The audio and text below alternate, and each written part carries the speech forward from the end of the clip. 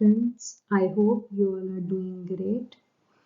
So, today we will do solo model और solo swan model. ये model दिया है रोबोट सोलो ने एंड ट्रेवर स्वैन. तो इसको सोलो स्वैन मॉडल भी कहते हैं हम या सोलो मॉडल भी कहते हैं. फेमस ये सोलो मॉडल से हुआ है बट इसका पूरा नाम सोलो स्वैन मॉडल है. Okay, so let's get started. ये 1956 में आया था. Okay, yes. तो अगर मैं बात करूं सोलो मॉडल और सोलो स्वैन मॉडल की, तो ये रोबोट सोलो ने दिया एंड ट्रेवर स्वैन इन 1956. ये नियो क्लासिकल्स के अंदर थे, यानी कि क्लासिकल से ही इंस्पायर्ड थे. ओके, सो ये जो सोलो मॉडल जो है, इनका जो आइडिया था वो जेम्स टॉबिन का था. बट पॉपुलर ये हुए जब इन्होंने सोलो ने इसको फर्दर मॉडिफाई किया. मतलब जब आइडिया जब प्रपोज किया था टॉबिन ने, जैसे हम और भी थ्योरीज पढ़ते हैं टॉबिन की, तो उन्होंने आइडिया तो दिया था लेकिन पॉपुलर जब हुआ जब इसको मॉडिफाई फर्दर किया गया बाय सोलो से. तो आज के टाइम में सोलो मॉडल से बहुत फेमस है, जो कि आता है एग्जाम्स में पूछा जाता है. तो सोलो को he got Nobel Prize for this model and stated during his speech his model has started a cottage industry of model building in a growth theory. मतलब इन्होंने अपने नोबेल प्राइज इन्होंने इसके ऊपर जीता था और इन्होंने अपनी स्पीच में ये कहा था कि इस मॉडल के द्वारा एक कॉटेज इंडस्ट्री ने स्टार्ट कर दिया अपना खुद का ग्रोथ बिल्ड करना. ठीक है, तो इनके जो मेजर कॉन्सेप्ट थे ना, हम पढ़ते हैं स्टेडी स्टेट ग्रोथ. तो ये ज़्यादातर सोलो मॉडल में यूज हुआ हुआ है. तो इकोनॉमी को हम कब कहते हैं कि वो स्टेडी स्टेट में है? जब कहते हैं अगर all variables are growing at a constant proportional rate और नॉट एट ऑल. अब यहाँ पे अगर मैं बात करूँ, so there is a difference between, हम पढ़ते हैं बैलेंस्ड ग्रोथ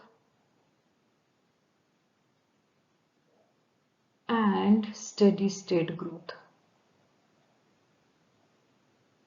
तो इसमें बच्चों को कंफ्यूजन होती है कि इनमें क्या डिफरेंस है. तो एक बात मैं बता दूं, बैलेंस्ड ग्रोथ का मतलब जो भी फैक्टर्स हैं इकोनॉमी में वो सारे एक ही परसेंटेज पे है. लाइक सेविंग हो रही है तो वो 5% है, इन्वेस्टमेंट है तो 5% है, और कैपिटल पर वर्कर है वो भी 5% है. तो मतलब सारे बैलेंस्ड है, सारों का लेवल सेम है.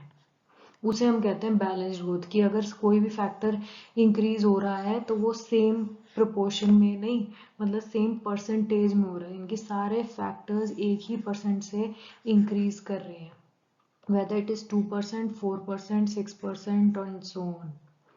तो सब में जो ग्रोथ है वो बैलेंस्ड है, मतलब इक्वल ग्रोथ है यू कैन से. और स्टेडी स्टेट ग्रोथ का मतलब ग्रोथ तो है बट वो प्रोपोर्शनेटली इक्वल है. मीन्स अगर मैं मान लो ये एक सन है, हम कहते हैं ऑर्बिट्स घूम रहे हैं. ठीक है, तो ये कह रहे हैं अगर यहाँ पर मैं in an economy output per worker continue to grow at a constant rate of 3%, saving rate continues to grow at 20%, capital per worker continues to grow at 8%, economy is growing at steady state. इसका मतलब क्या है कि अगर हमारा जो output per worker है वो 3% है तो इधर घूमता रहेगा, एक 20% है तो वो इधर, और ये 8% है तो इधर. हर साल ये 3 से ही ग्रो करता रहेगा, ये 20 पे ही घूमता रहेगा और ये 8% पे ही. मीन्स इनका प्रपोर्शन सेम है, मतलब इनकी रेशो, अगर मैं आउटपुट पर वर्कर और सेविंग की बात करूं तो ये 3/20% ही रहेगी. जैसे हम यहाँ पे कहते हैं बैलेंस्ड, मतलब एक 5% से बढ़ रहा है तो सारे और फैक्टर्स भी 5% से ही बढ़ रहे हैं. स्टेडी स्टेट का कहना ये है कि अगर मेरी सेविंग 5% से बढ़ रही है और मेरी इन्वेस्टमेंट 20% से बढ़ रही है तो इनका जो प्रपोर्शन है ना 5/20 का, इसी प्रपोर्शन में ही वो ग्रो करेगी. ठीक है, या तो ग्रो करेगी या नहीं कर रही, तो ये अपने 5 से चलता रहेगा, ये अपने 20% से चलता रहेगा। यूँ नहीं होगा कि ये 4 हो गया और ये 25 हो गया, इनका प्रोपोर्शन जो है वो चेंज नहीं होगा। समझ गए? तो मतलब ये इसी में ही अपने अपने ऑर्बिट में घूमती रहेगी। बैलेंस्ड की बात करूं तो उसमें सारे यहाँ पे ही रहेंगे, क्योंकि वो सेम परसेंट स्टेज से ही ग्रो कर रहे हैं। दिस इज द मेजर और this is the difference between the balanced growth and steady state. Steady state का मतलब अपने ही ऑर्बिट में घूमेंगे और सबका ऑर्बिट, सबका जो ग्रोथ रेट है वो अलग अलग है, सेम नहीं है, बैलेंस्ड नहीं है। ठीक है, अब बात करते हैं। तो मैंने बता दिया आपको कि an economy is said to be steady state growth if all variables are growing at a constant proportion. Proportionally वो कांस्टेंट है, या तो वो ग्रो करेंगे या नॉट एट ऑल। अगर एक इकोनॉमी में आउटपुट पर वर्कर कंटिन्यू कर रहा है ग्रो 3% से, saving rate continue to grow at 20%, capital per worker continue to grow at 8%, तो हम कहेंगे economy is growing at a steady state। ठीक है, मूविंग ऑन। अब बात आती है बैलेंस्ड की। तो an economy said to be experiencing a balanced growth if all variables are growing at the same constant proportional rate. मतलब in an economy output per worker, saving rate, capital, labour ratio all grow at से let's say 10%, then this economy is experiencing balance growth की। मतलब सारे ही sectors में 10% की growth rate हो रही है, तो हम कहेंगे बैलेंस्ड ग्रोथ, कि हर एक सेक्टर 10% से ग्रोथ दिखा रहा है। स्टेडी का मतलब है जो है अपनी रफ्तार से चल रहे हैं। एक 3% है तो 3% का ही ग्रोथ दिखाएगा, एक 20 पे चल रहा है तो वो 20% का ही ग्रोथ दिखाएगा, एक अगर 100% का ग्रोथ दिखा रहा है तो वो 100 करेगा, लेकिन इनकी प्रोपोर्शन जो है वो सेम रहेगी। ठीक है, अब बात करते हैं अजम्पशंस, क्योंकि ये क्लासिकल्स का ही है। मैंने वही आपको लास्ट वीडियो में बताया था हैरोडोमर में कि वो भी क्लासिकल्स ही थे, तो उनके भी अजम्पशंस क्लासिकल्स के जैसे ही थे। तो यहाँ पे भी नियो क्लासिकल्स वो ही हैं जो कि क्लासिकल से इंस्पायर्ड थे। तो इसमें भी इन्होंने लिखा है लेबर सप्लाई इज होमोजीनियस। मतलब ये क्लासिकल्स ये अज्यूम करता है लेबर जो है ना उनमें कोई भी डिफरेंस नहीं होता, सारे लेबर सेम होते हैं, होमोजीनियस होते हैं। तो यही वही चीज ले रखी है। प्रोडक्शन फंक्शन कॉन्टिन्यूस है और CRS है, जो कि इनकी मेन प्रॉपर्टी है कि ये अज्यूम करते हैं CRS है। लेबर जो ग्रो करती है ना वो एक्सोजीनियसली होती है इन ग्रोथ रेट। GL जो ग्रोथ रेट है लेबर की वो N से डिनोट करते हैं। तो labour force at T point is labor force at T point is equal to L raised to the power 0 ENT। ये इक्वेशन आप थोड़ा सा देख लेना इसका। ठीक है, मतलब एक्सपोनेंशियल में ग्रोथ करती है जो लेबर है। MPS ये कांस्टेंट मानते हैं। सेविंग रेट जो है ये हमारा लॉन्ग रन में होता है। अब आपको ये तो पता होगा ये लॉन्ग रन का क्यों है सेविंग का, क्योंकि इसमें फिक्स्ड जो हमारी डिस सेविंग है वो नहीं है। जैसे हम कहते हैं ना consumption is equal to autonomous consumption plus induced consumption, तो ये ऑटोनॉमस होता है। जितनी ऑटोनॉमस कंजम्पशन होती है उतनी तो डिस सेविंग होती है। तो सेविंग भी तो हमारा minus S bar plus S Y होता है ना। तो अगर हम ये फिक्स्ड वाला कंपोनेंट इसलिए आता है क्योंकि ये शॉर्ट रन को कंसीडर करता है। और किसी भी फंक्शन में अगर सिर्फ वेरिएबल वेरिएबल वाला है, अगर मैं c is equal to C Y लिखूं तो ये लॉन्ग रन कॉन्सेप्ट होता है। शॉर्ट रन में होता है कि हम कुछ जिंदा रहने के लिए कुछ कंज्यूम करेंगे। तो ठीक है, तो ये हमारा जो है अगर मैं कंजम्पशन फंक्शन सी वाई लिखूं ये लॉन्ग रन का होगा, और अगर c is equal to C bar plus C Y लिखूं तो ये शॉर्ट रन का होगा। तो सिमिलरली अगर मैं सेविंग फंक्शन डिस सेविंग के साथ लिख रही हूँ तो वो शॉर्ट रन का है, और विदाउट फिक्स्ड के साथ लिख रही हूँ तो ये लॉन्ग रन का है। तो ये सेम ही है जो हमने हैरोडोमर में भी लिया था। और ये जो है ये केन्स का होता है, केन्स ने बताया था। केन्स शॉर्ट टर्म पर्सपेक्टिव को कंसीडर करता है, वो कहता है in long run we all are dead. तो केन्शियन का हमेशा शॉर्ट रन लिया जाता है और क्लासिकल्स हमेशा लॉन्ग रन की बात करते हैं कि कुछ भी हो जाए इन द लॉन्ग रन सब कुछ अपने आप सही हो जाएगा। तो इसीलिए ये, क्योंकि ये क्लासिकल से इंस्पायर्ड थे, तो इन्होंने भी सेविंग फंक्शन ये लिया है rather देन शॉर्ट रन को इंक्लूड नहीं किया है। Am I clear? अब आगे चलते हैं। तो ये इसकी assumption है कि सेविंग फंक्शन इसका लॉन्ग रन का होगा। अगर आपको ये पता होगा ये क्लासिकल है तो आप अपने आप बता दोगे इसका कंजम्पशन या सेविंग फंक्शन इन्होंने कौन सा ले रखा होगा। तो इसलिए मैं कह रही हूँ क्लासिकल केन्सियन का आपको पता होना चाहिए कौन क्लासिकल है कौन केन्सियन है, थोड़ा सा खुद ही बेस उसका आइडिया रख जाता है। तो क्लासिकल है तो वो गवर्नमेंट का इंटरवेंशन तो मानेंगे नहीं, ना वो टैक्सेस को, ना क्लोज इकोनॉमी की अजम्पशन है जो कि हैरड में भी थी। There is a stock of capital which has to be accumulated from past. Capital का स्टॉक है जो कि पास से इकट्ठा हुआ है and these are the only factors, two factors of production. सारे जो मॉडल्स हम पढ़ते हैं ना, हैरड डॉमर, रानीज पे, सोलो मॉडल, सब में टू फैक्टर्स ऑफ प्रोडक्शन है, ये तो कॉमन ही है, कैपिटल एंड लेबर। तो वो ये capital and labour to factors of production है। प्रोड्यूस करते हैं ये लोग वन कंपोजिट गुड, इनकी एग्रीगेट गुड। ठीक है, तो ये इसकी हो गई आपकी बेसिक अजम्पशंस।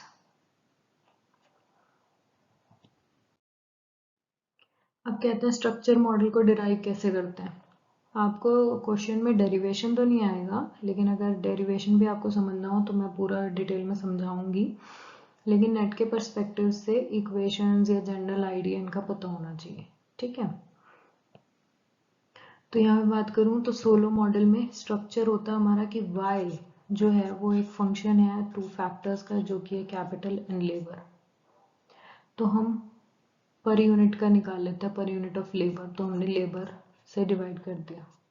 लेबर से जब डिवाइड किया तो ये कैपिटल Y था, हमने डिनोट कर दिया आउटपुट पर लेबर, ये है हमारा। ठीक है, सिमिलरली फंक्शन के कैपिटल KYL था, यहाँ पे स्मॉल लिख दिया कि कैपिटल पर वर्कर। ठीक है, और यहाँ पे L कट के हो गया 1। तो यही चीज है यहाँ तक। इसको हम कह सकते हैं एवरेज प्रोपेंसिटी, एवरेज प्रोडक्ट भी कह सकते हैं क्योंकि total product divided by labour है। ठीक है, तो आउटपुट पर वर्कर भी कह सकते हैं इसको, AP भी कह सकते हैं, या पर कैपिटा इनकम भी कह सकते हैं। और यहीं पे कैपिटल लेबर रेशो भी कह सकते हैं इसको, कैपिटल पर लेबर भी कह सकते हैं। अब यहाँ पे इनकम बाय लेबर दिखा दे तो पर कैपिटा इनकम हो गया, आउटपुट पर लेबर दिखा दे तो पर कैपिटा ये हो गया। प्रोडक्टिविटी ऑफ लेबर भी बोल सकते हैं इसको कि लेबर कितना प्रोड्यूस कर रही है। तो y लिखो या q लिखो एक ही बात है, और ये होगी फंक्शन ऑफ, किसके ऊपर डिपेंड करता है, कैपिटल और लेबर की रेशो के ऊपर हमारा आउटपुट डिपेंड करता है। क्यों? क्योंकि हमारा आउटपुट होता ही दो फैक्टर्स से डिपेंड करता है, कैपिटल और लेबर। तो इन्हीं की रेशो हमारी डिटरमाइन करेगी कितना हमारा आउटपुट पर वर्कर होगा। ठीक है, तो y इजिकल टू एफ के लिखो या q इजिकल टू एफ के लिखो, सेम ही बात है। बात करते हैं इसका, अगर मैं ग्राफ की बात करूं तो ये हमें ग्राफ दे रखा है, यहाँ पे मैंने स्मॉल k लिख दिया, कैपिटल लेबर रेशो, यहाँ पे मैंने आउटपुट ले लिया, आउटपुट पर लेबर या वर्कर। अब ये 45 डिग्री लाइन दिखाऊं तो ये रिप्रेजेंट करती है any point on this, output और कैपिटल की रेशो फिक्स्ड रहेगी। ठीक है, क्योंकि ये ऐसी लाइन है जहाँ पे दोनों की रेशो इक्वल है, यानी कि 1 ही आएगी, 2/2 3/3, तो यहाँ पे कांस्टेंट रहेगी। जैसे हम टीपी कर्व बनाते हैं तो वही प्रोडक्शन फंक्शन कर्व बना दिया, प्रोडक्शन फंक्शन या टीपी कर्व।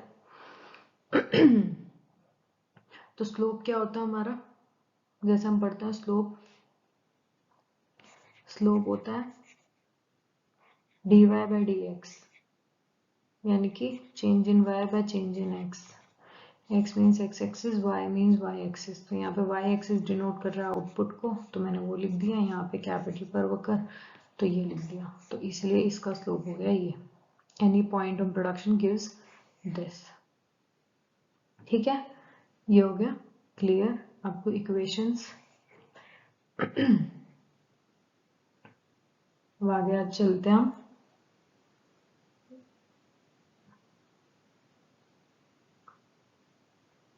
इसमें तो कुछ नहीं था, बेसिक पता चल गया कि कैपिटल K क्या डिनोट करता है, स्मॉल k क्या करता है, और कैपिटल Y में क्या डिफरेंस है और स्मॉल y में क्या डिफरेंस है। ठीक है, अब ये आ जाता है कि आपको ये इक्वेशन है जो मेन है, जिससे हमारी सोलो मॉडल की एक इक्वेशन, बेसिक जो इक्वेशन है वो निकलेगी। तो अभी ये तक हमने पढ़ा k is equals to k by L. Small k क्या डिनोट करता है? Large k, capital K by L. मान लो मैं दोनों साइड लॉग लगा देती हूँ, तो ये हो गया लॉग k, ये हो गया यहाँ पे, कोई डाउट नहीं। अब आपको पता है लॉग a बाय b क्या होता है? Log a minus log b ये होता है। लॉग a बाय b होता है log a minus log b। तो जब मैंने यहाँ पे log k बाय l करा तो मैंने लिख दिया log k minus log l। यहाँ तक क्लियर? अब मैं टाइम के अकॉर्डिंग निकालूंगी क्या क्या चेंजेस आएंगे आउटपुट में, कैपिटल लेबर रेशो में। तो इसलिए मैंने डेरिवेटिव लिखा दिया विद रिस्पेक्ट टू टाइम। ठीक है, तो d बाय डी टी, इसका डेरिवेटिव और इसका डेरिवेटिव, यहाँ तक ये क्लियर। इसको मैंने ऐसे ही लिख दिया, ये इनको अलग अलग कर दिया ब्रैकेट्स में। ठीक है, अब log के, अब आपको ये पता होना चाहिए log x की वैल्यू क्या होती है। थोड़ा सा बेसिक मैथ्स भी आपने पढ़ा है, तो डेरिवेटिव ऑफ log x होता है 1/x। ठीक है, तो log k करेंगे वो हो जाएगा 1/k। ठीक है, और यहाँ पर log x 1/x इसलिए होता है क्योंकि इसका डेरिवेटिव हमने x के रिस्पेक्ट में ही करा है, लेकिन यहाँ पे टाइम के रिस्पेक्ट में करना है, तो इसीलिए derivative of k with respect to time ये भी आएगा साथ में। सिमिलरली log l करना है वो 1/l होता है, लेकिन टाइम के रिस्पेक्ट में करना है तो delta l by delta t भी लिखते हैं। अब ये जो प्रोपोर्शन है ये हमारा दिखाता है ग्रोथ रेट ऑफ लेबर की पॉपुलेशन में कितना ग्रोथ आया, और ये दिखाता है change in capital due to change in time, यानी कि आउटपुट में कितना ग्रोथ रेट है। और ये पूरा जो है हमारा स्मॉल के क्या दिखा रहा है? कैपिटल लेबर की रेशो, तो ये पूरा क्या दिखाएगा? ग्रोथ ऑफ कैपिटल पर वर्कर। ठीक है, अब हमने ये पढ़ा है चेंज इन कैपिटल जो है वो होता है इन्वेस्टमेंट।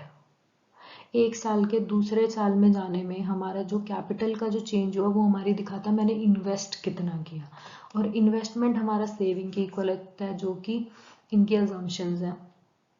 ठीक है, और सेविंग हमें ये पता है SY है, क्योंकि ये न्यू क्लासिकल्स हैं, क्लासिकल्स के ऊपर है, ये लॉन्ग रन की बात करता हूँ, लॉन्ग रन में फिक्स्ड फैक्टर होता नहीं है, तो सेविंग है S इंटू वाई। ठीक है, तो मैं इसको ये भी लिख सकती हूँ S is equal to S into Q. Q और वाई यहाँ पे सेम है क्योंकि, ठीक है, ये लिख दिया। और पॉपुलेशन ग्रोथ N से डिनोट कर रहे हैं। तो अब आ जाते हैं यहाँ पे 1/k, 1/k delta k by delta T, बिल्कुल सेम यहाँ पे आ गया। 1/k है, 1/k आ गया। अब यहाँ पे है delta k by delta T, capital में कितना चेंज आया टाइम के अकॉर्डिंग। तो यहाँ पर हमने क्या लिखा? 1/k का 1/k, और हमने देखा कितना कैपिटल में चेंज आया टाइम के अकॉर्डिंग। इन्वेस्टमेंट हुई, इन्वेस्टमेंट होती है सेविंग के इक्वल, सेविंग है हमारी S into Y. S into Y को मैं S इंटू क्यू भी लिख सकती हूँ, तो मैंने डायरेक्टली S इंटू क्यू लिख दिया। इसकी जगह dk बाय dt की जगह आ गया S इंटू क्यू, क्योंकि ये दिखाता है कैपिटल कितना चेंज हुआ टाइम के अकॉर्डिंग, और ये दिखाता है हमें इन्वेस्टमेंट। इन्वेस्टमेंट है सेविंग के इक्वल, सेविंग को हम आउटपुट के टर्म्स में लिख सकते हैं, तो ये, और y और q सेम है, तो इसलिए मैंने इसको सब्स्टिट्यूट कर दिया q से, तो मेरी आ गई यहाँ पे। और ये जो पूरा ये मेरा दिखा रहा है growth rate of labour, labour में सॉरी हाँ ग्रोथ रेट ऑफ लेबर, तो लेबर क्या दिखा रही है? पॉपुलेशन की ग्रोथ, तो सीधा आ गया यहाँ पे n। जब मैंने इसको सॉल्व किया तो ये k की पावर आ गई कैप। ठीक है, और यहाँ पे मैंने दोनों को, ये कैपिटल Q है, ये कैपिटल K है, और यहाँ पे स्मॉल k की बात हो रही है, तो मैंने L से डिवाइड कर दिया दोनों साइड, ऊपर न्यूमरेटर डिनोमिनेटर में -n, तो ये मेरे स्मॉल में आ गए दोनों। तो ये फंडामेंटल इक्वेशन है जो कि हमें इक्विलिब्रियम या स्टेडी स्टेट कैपिटल बताती है। इस पूरे को हमने k कैप लेट कर लिया कि ये पूरा जो हमारा ग्रोथ रेट हो रहा है कैपिटल पर वर्कर का, वो ये डिनोट करेगा कि कितनी ऑप्टिमल ग्रोथ रेट हो रही है। तो उसकी मेरी फाइनल इक्वेशन आ गई SQ by K minus N. This is the fundamental equation जो आपको पता होनी चाहिए, बेसिक। पॉपुलेशन ग्रोथ को आप लेस कर दोगे और यहाँ पे आपकी आ गई कि कितनी हम इन्वेस्टमेंट कर रहे हैं, ठीक है, डिवाइडेड बाय कैपिटल लेबर की रेशियो कितनी है वो हमारी ये डिटरमाइन कर देगी। ये सिंपलेस्ट फॉर्म में मैंने डेरिवेशन लिख रखी है, कुछ भी समझ ना आए दोबारा इस वीडियो को देखना, क्योंकि इक्वेशन एक ना स्टेप बाय स्टेप बिल्कुल इजी तरीके से, इससे इजी तरीके से आपको कहीं नहीं मिलेगी, ठीक है। सो नाउ मूविंग अहेड, तो यहाँ पे मेरी इक्वेशन आ गई के स्टार या K cap is equals to S Q by K minus N, और Q है तो मैं F into function of capital labour ratio की ये भी लिख सकती हूँ। तो ये मेरी फंडामेंटल इक्वेशन आ गई। यहाँ पे रेट है rate of growth of capital, ये के स्टार क्या दिखा रहा है, ये के कैप क्या दिखा रहा है, rate of growth of capital. अब बात आती है हाउ के हैट कैन बी पॉजिटिव। अब ये पॉजिटिव कैसे होगा ये वाला, ऑफ कोर्स जब positive side is greater then the negative side. अगर मेरा n माइनस एन के आगे माइनस, अगर मेरी पॉपुलेशन ग्रोथ ज़्यादा होती है तो ऑफ कोर्स है ये तो k डिक्रीज होगा ना। तो अब मेरा ये पॉजिटिव कब होगा, जब ये वाला n से बड़ा होगा। तो वही मैंने लिख रखा है, जब this is greater then this, यानी कि ग्रोथ रेट ऑफ लेबर और ग्रोथ रेट ऑफ सेविंग। अगर मेरी इकोनॉमी में सेविंग ज़्यादा है लेबर की ग्रोथ से तो मेरी इकोनॉमी अच्छी चलेगी। तो you will have capital labour ratio growing until your investment या सेविंग अगर तुम्हारी लेबर से ज्यादा है, ठीक है। तो मेरी कैपिटल लेबर रेशियो कब तक ग्रो करेगी, जब तक मेरी सेविंग लेबर ग्रोथ से ज्यादा है। Until your population growth less than saving growth, यानी कि जब तक मेरी सेविंग ग्रोथ या इन्वेस्टमेंट या saving is equal to investment कुछ भी कह लो, जब तक मेरी सेविंग, जब तक मेरी इकोनॉमी की सेविंग मेरी पॉपुलेशन की ग्रोथ से ज्यादा रहेगी, एवरीथिंग इज गुड। ये तो कोई दिक्कत की बात नहीं है, सही बात है। अगर बिल्कुल ठीक है ये तो, कि हमारी जो कोई भी कंट्री है अगर उसमें पॉपुलेशन की ग्रोथ ज़्यादा हो रही है और सेविंग इतनी हो नहीं रही, तो ये बेनिफिशियल थोड़ी है कि इतना हम लोग प्रोडक्शन या कुछ भी नहीं कर पाएंगे जितनी पॉपुलेशन, जितनी कंजम्पशन बढ़ जाएगी। तो ये तो अच्छा नहीं हुआ ना। तो इसीलिए हम लोग जब भी तक बेटर ऑफ रहेंगे, जब तक अच्छे रहेंगे, जब तक हमारी सेविंग जो है ना हमारी पॉपुलेशन की ग्रोथ से बहुत ज़्यादा है या थोड़ी भी ज़्यादा हो, लेकिन हम सेविंग ज़्यादा कर रहे हैं, इतनी हमारी पॉपुलेशन कम परसेंटेज से ग्रो कर रही है। अब ये जॉन रॉबिन्सन ने भी अपने गोल्डन एज एक्यूमुलेशन हम पढ़ेंगे उसमें उन्होंने भी यही कह रखा है कि ऑल्सो स्टेटेड सेम कि कैपिटल की जो ग्रोथ रेट है हमारी पॉपुलेशन की जहाँ पे ग्रोथ रेट की इक्वल होती है तो हम कहते हैं वो गोल्डन एज एक्यूमुलेशन है। तो यहाँ पर भी ये जो के कैप है हमारा, ये इक्विलिब्रियम वैल्यू ऑफ के है, is the one for which 1 by k delta k by t is equals to 0 या dk is equals to 0 where k once it reaches then value does not change।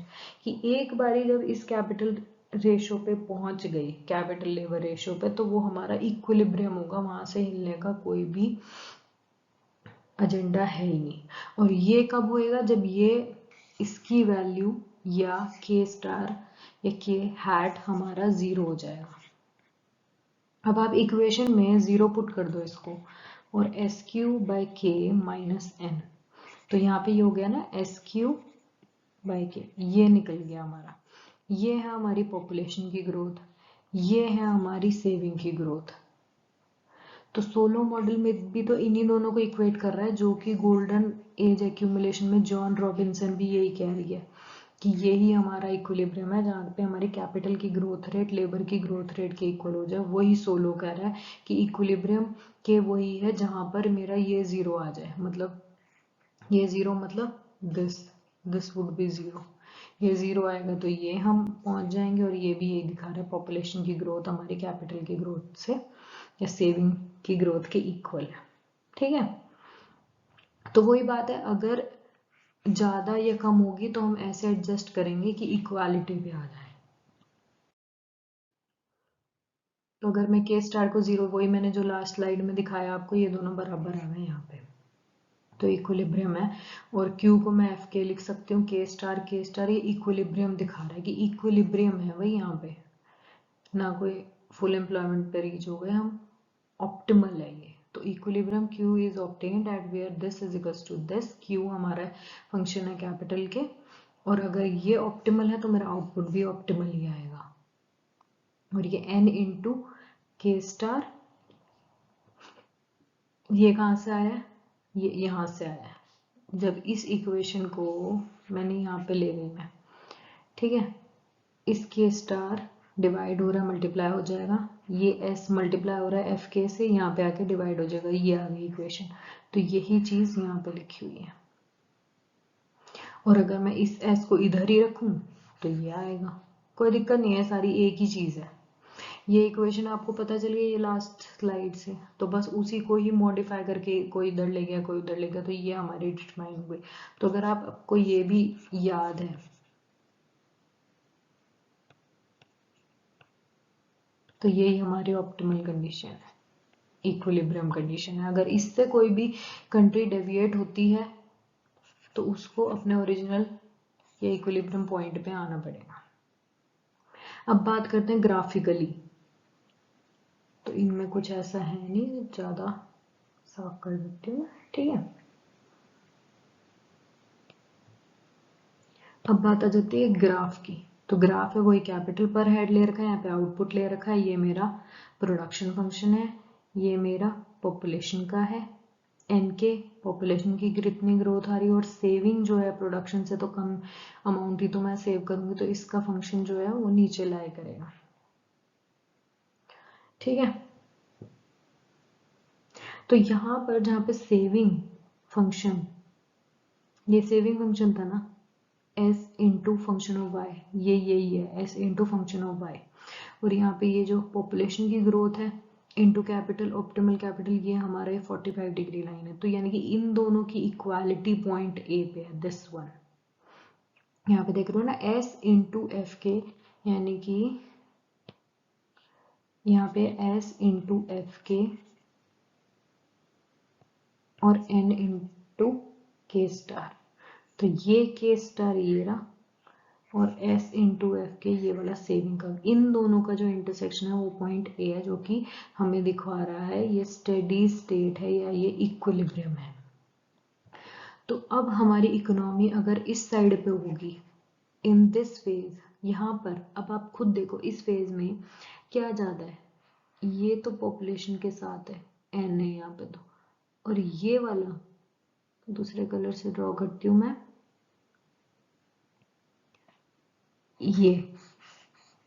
ये ऊपर है ना, s into F के ऊपर है, मतलब this is greater,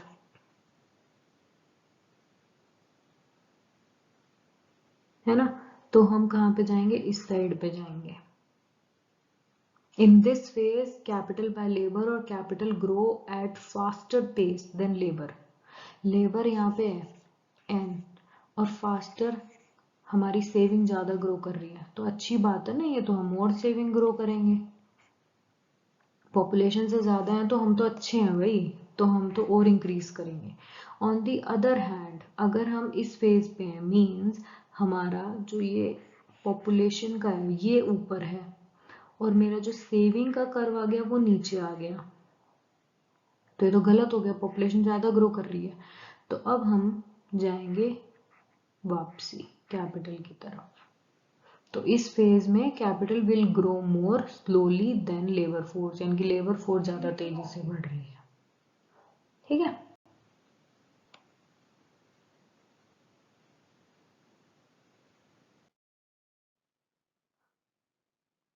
हाँ, तो अब इसमें आ जाते हैं हम, अगर मैं लेफ्ट हूँ, लेफ्ट ऑफ के स्टार यानी कि इक्विलिब्रियम के लेफ्ट पे हूँ, तो जहां पर के हमारा ऑप्टिमल से या इक्विलिब्रियम से या स्टेडी स्टेट से कम है, तो इसका मतलब है ये जो भी हमने पीछे डायग्राम के थ्रू भी पढ़ा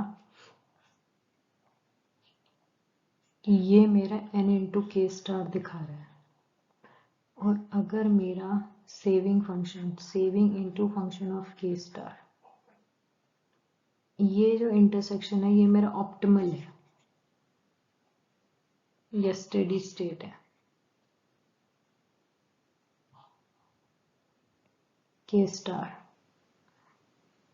अब अगर this is greater then this, मतलब हम इस फेज में हैं, यहाँ पर इधर है, तो यहाँ पर पॉपुलेशन की ग्रोथ से हमारा सेविंग ज़्यादा बढ़ रहा है, तो ये तो बढ़िया है ना। तो ये दिखा रहा है labour will also grow, labour यूं नहीं है कि लेबर स्टॉप हो गया, लेबर भी ग्रो कर रहा है, ये दिख रहा है आपको अपवर्ड स्लोपिंग है, लेबर भी ग्रो कर रहा है, लेकिन इसकी ग्रोथ से, सेविंग की ग्रोथ से कम हो रहा है।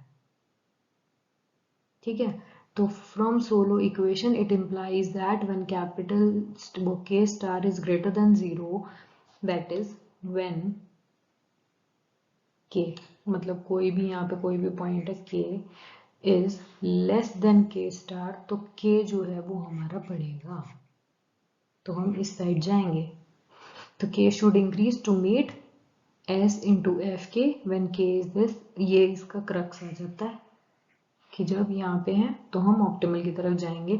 वहीं अगर राइट में अगर हम मान लो यहाँ पे इस पॉइंट पे हैं, इधर हैं कहीं के, अब यहाँ पर देखेंगे तो हम पॉपुलेशन यहाँ पे चल रही है, सेविंग हमारी यहाँ पे चल रही है, तो यहाँ पे तो n will also increase but increase in k will be smaller than labour growth, यानी कि लेबर की ग्रोथ ज़्यादा हो रही है यहाँ पे, तो जो कि अच्छी नहीं है, तो हमारा जो क्या कैपिटल वो डिक्रीज हो जाएगा। ये सेम चीज़ उल्टा, इक्विलिब्रियम कंडीशन वहाँ आएगी जहाँ पे ये दोनों इक्वेट हो जाएंगे।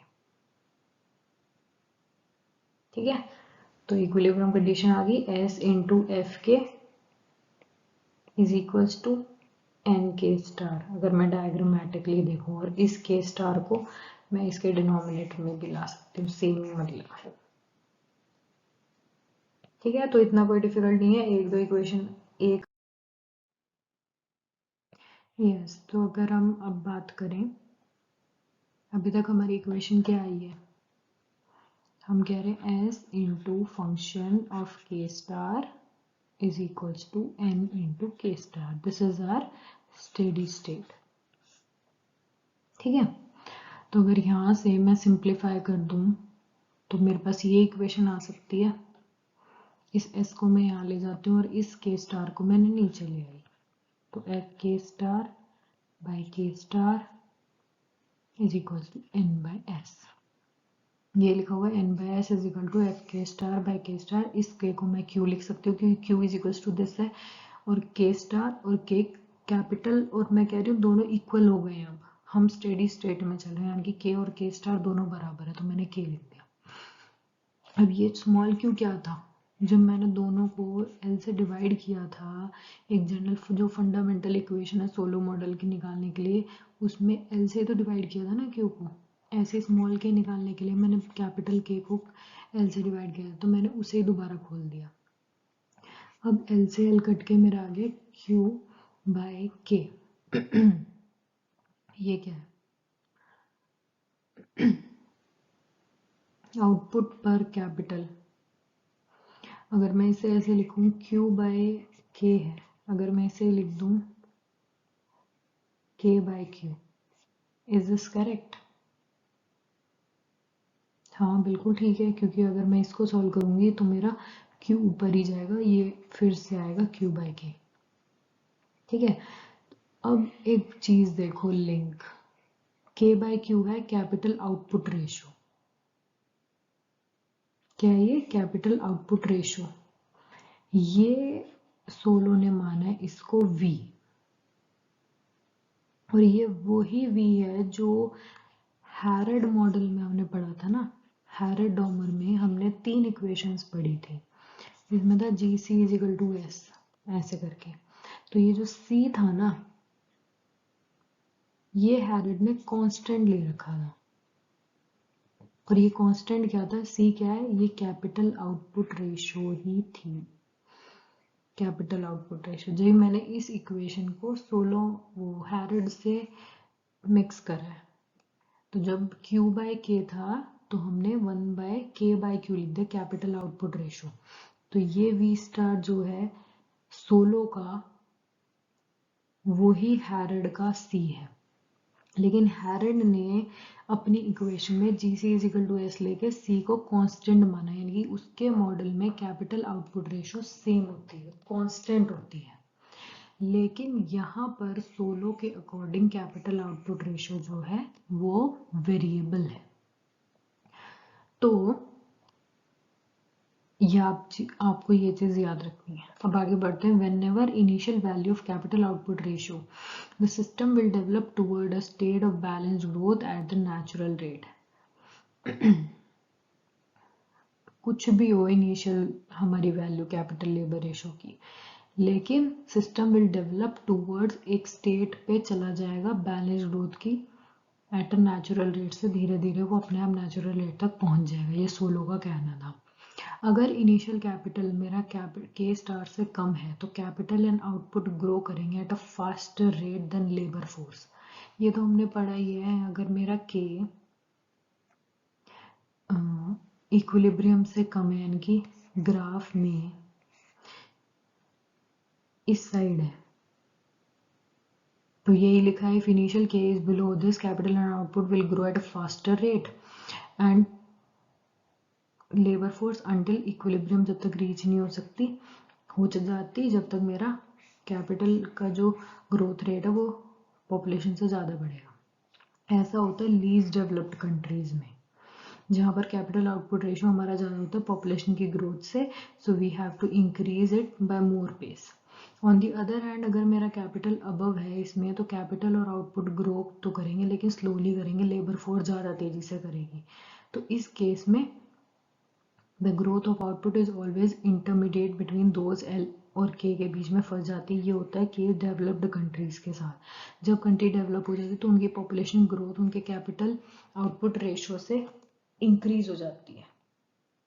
ठीक है, तो इस केस में वो लोग लेफ्टवर्ड आते हैं। तो आना दोनों को स्टेडी स्टेट पे ही पड़ता है। ठीक है, that's it for Solow model. So मैं एक अलग वीडियो बनाऊंगी for difference between Harrod Domar model and Solow model. And Solow model में हमें एब्सोल्यूट एंड कन्वर्जेंस, एब्सोल्यूट और कन्वर्जेंस थ्योरीज भी दी हैं, तो वो भी मैं एक अलग वीडियो में कवर करूंगी। तो मैंने इसमें सिर्फ सोलो मॉडल का बेसिक, इनका मॉडल क्या है, इक्वेशंस क्या है, कैसे हमें डिराइव करनी है, वो सब चीज़ कवर करी है। तो regarding the critics of solo model, difference between solo model and Harrod-Domer model and absolute and relative convergence, वो सारी मैं एक अलग वीडियो बनाऊंगी, उसमें कवर करूंगी। Okay, I hope you all like the video. If you have any doubt, please post in the comment section. I will try to help you out. Okay, have a great day. Bye bye.